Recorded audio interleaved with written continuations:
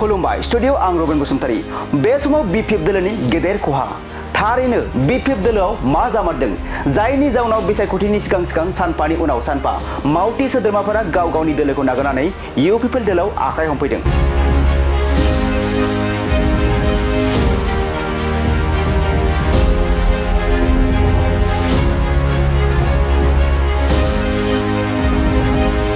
नंगौ प्रमोद बर' दैदेननाय UPPL दोलोखौ मोजां मोननानै गुबुन दोलोनिफ्राय UPPL दोलोआव जयनिं जानायखौ जों बे समाव सानफ्रोमबो नुनो मोनगासिनो दं।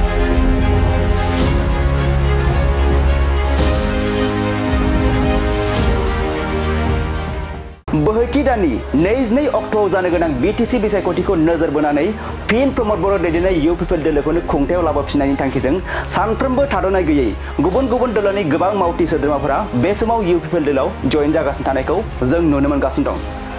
थिग बेबायदिनो थांनाय हराव खोला नाइटगाव प्राइमारिनि सिङाव थानाय बांगालदबा पार्ट 2 आव सा 130निबो बांसिन BPF दोलोनि मावथि सोद्रोमाफोरा UPPL दोलोआव हाबफैदों।